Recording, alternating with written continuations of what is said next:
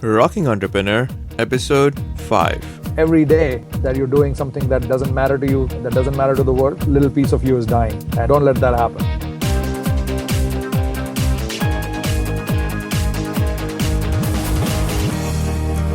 Hello, fellow rock stars. I am so excited to have Vikas Bhatia here today.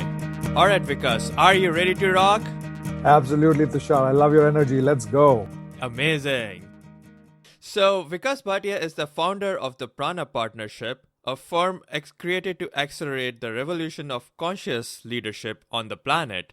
Vikas is a leadership coach and a motivational speaker that helps bring out the best of the teams and leaders.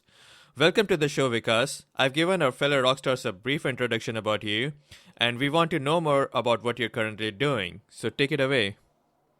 Yes. So, Tushar, I had, I would say, a pretty conventional journey, 20 years in the corporate world. I was educated in India. At the age of 29, I moved to the US, and I was working in Fortune 100 companies in the marketing analytics function predominantly, and I had good career success. And we'll get, I guess, later into how the transition happened. But for the last couple of years, what I have done is really reinvented myself into doing something that really makes me passionate, makes me come alive. And that is to infuse some energy, some passion, some fun, some enjoyment into the corporate world, which, can be such a dragging kind of a place, energetically speaking, sometimes. As companies grow, right, they become bureaucratic, they become political. And the life mission that I have chosen is to help them stay connected with why we are on this planet and live from that place, operate from that place, like they say, kick ass and take names and have fun doing that. So that's what my life's mission is.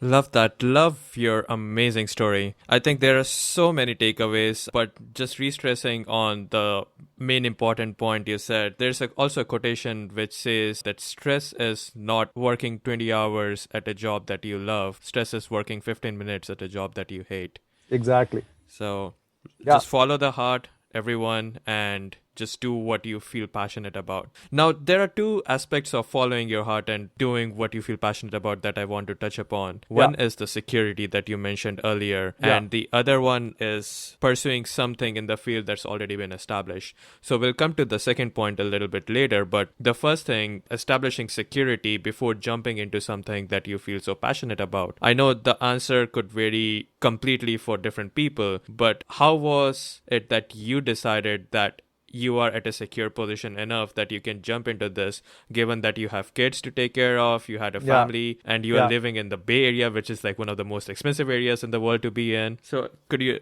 talk a bit more about that? There is no single template for success. If you say that, hey, look, I will first make a certain amount of money and then do that, you probably will never get there. I know people that have that shifting goalpost. Back in 95, a friend of mine basically said, hey, look, I'll make 5 crores and then I will dedicate my life to politics and the poor people. He has way more than 5 crores today. He's still in the rat race. So I guess to your question of how do you do that, I would just say that if you don't have a family, it's very easy. You should just do it. You'll never regret it. And if you do have a family, then yes, make sacrifices, make simplifying choices, stay connected to what's important to you. And really, I think you have to have a great network of support around you. Family, friends. I was so lucky to have that. My parents, of course, it's hard for them to fathom, right? Chucking a well-paying job and storming out into the unknown. But they have been, very, very supportive. My wife, without her support, it just would not have been possible for me, right? Unless she said, okay, you know what, I'll hold up my end of the fort. You go out and figure this out. It would not have happened. So then you require support. And again, you still have to make simplifying choices. But again, it's a question of what are you passionate about? What matters to you? And if you're somebody who's bitten by that bug, I would say you're fortunate, right? And yes, there'll be absolutely days you will feel like you're failing, that you made bad choices. That will happen. Unless that happens, you don't come out on the other side, right? There is this whole arc of the hero's journey that you're called, you find helpers, and then you're in the belly of the whale, and then you go and slay the dragon, and then you come back. That is, advise people to go read this. They don't have to read the full book, but just, Google the thing, the hero's journey. And that is the arc. Adversity will come. If adversity is not coming, you're not trying too hard. And adversity is a sign that you're actually up against something that is important. And when you're in safety, then that doesn't happen. Then you're within yourself, you're living within yourself. And I would say every day that you're doing something that doesn't matter to you, that doesn't matter to the world, a little piece of you is dying. And don't let that happen. Words of wisdom. So two more quick questions. So let me give the audience a brief background. You've got a degree from IIT, and then you went to IIM Ahmedabad, and you got a management, and then you've worked all over the world. So at any point of time, did you feel that this is going to be a waste of all the effort that I've put in my life, and maybe I should not do this? And the second question is, if at any point of time you felt that maybe I'm just so excited about doing this because it's just the start, once I get into this field, maybe like 10 years down the line, maybe it might feel the same way I'm feeling in the digital media world as of now?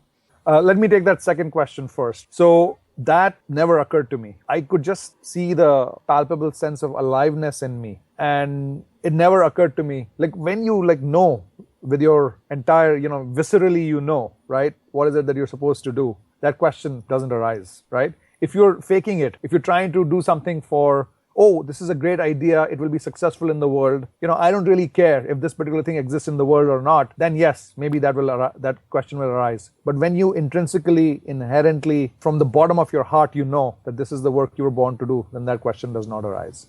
Coming back to your first question of, did I think it would be a waste? Yes.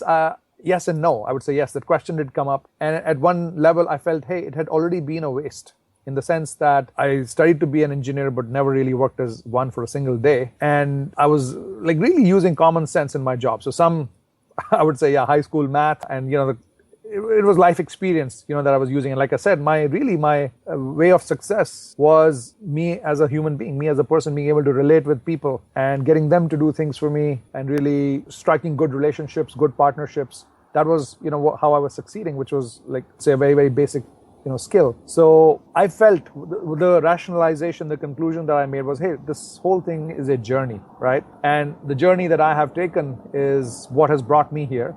Without having taken that journey, I could not have come here. But having connected with this thing that matters to me so much, if I don't do it, it would be a waste of everything that I have done so far. And I think the distinction is inner versus outer, right? If you think about the outer aspects of it, about the money, about the status, about success in the eyes of other people, then the doubt arises. And you think about it from your inner journey aspect, how do you feel living the life that you've created for yourself, then the doubt doesn't arise. Great. I love the way you look at the glass full. So coming back to the question I asked a little bit earlier, if you see a field that you're passionate about and you want to get into it, like take the example of Cesar Millan. If someone else wants to get into the business of dog whisperer, and he already sees that there is already an established personality out there, that would make me insecure to get into that field, because what could be done has already been done. So how does one get over that imposter kind of a syndrome? And so it's a great question. I don't know if you've heard this, but in around 1904 or so, there was a proposal that the US Patent Office should be shut down because anything that was going to be invented has been invented. I don't know if this is an urban myth, but yes. So like somebody contemplated the thought that let's shut down the patent office because nothing else is ever going to be invented. The nature of life is change. What is up today will be down tomorrow. What doesn't exist today will exist tomorrow. What exists today will go off. Actually, even in Cesar Millan's own example, there are people that are discrediting his methods and saying that dogs should not be taught that way. They're critiquing that his theory is flawed, it is not based in science. There can be millions of excuses or reasons that you can find in order not to do. You really only need one to do it. So just connect with that one reason to do it. Regrets on your deathbed will always be about what you did not do. They will never be about having tried and failed. So that is the way. There is this saying by Paramhans Yoganand that intuition is God's way of talking to you. So just connect with your intuition and it will lead you to places. And the question to ask is, what is the worst that could happen? I think there is nothing worse than living your life without expressing your potential. That is the path that most of us are on. If you want to do something, if there's a burning desire inside of you, ask yourself the question, what is the worst that could happen? And then say, what are the odds that that worst case will happen? And you'll realize that the worst that could happen is A, not so bad, B, the odds of that worst case happening are anyway not so high. So what is stopping you? Go for it. Okay, so that brings us to the end of our interview. Because I've truly enjoyed listening to your amazing stories, and I can totally see why you are a leadership motivational coach. You're really good at what you're doing. And before we say goodbye, I would like parting guidance that you would like to share with our audience and the best way we can get in touch with you. Yeah, follow your instinct. Keep asking questions of yourself. What matters to you? Pay attention to that. That's my mantra. And the way to get in touch with me is just write at the Prana Partnership at gmail.com. You just write to me at that address and I will respond. Yes, it's PRANA partnership at gmail.com. That's right. Yeah. All right. Thanks a lot, Vikas, for taking your valuable time out. We really appreciate all the time you've taken and all the stories you have shared with our fellow rock stars. And we wish you all the best in your future endeavors. And we hope that you have a great success story. Thank you, Tushar. All the best to you as well. Thank you. Keep on doing the good work. Thank you. Take care then. Bye. Fellow rock stars, you can find links of everything of value we have mentioned in today's episode by going to www.repodcast.com, clicking on the podcast tab and finding Vikas in the archives, or just enter in Vikas in the search bar and his show notes will pop right up. Go to the website, leave a comment or two, and let us know what you think about this episode or what else you would like to see on the Rocking Entrepreneur podcast. Till then, rock on.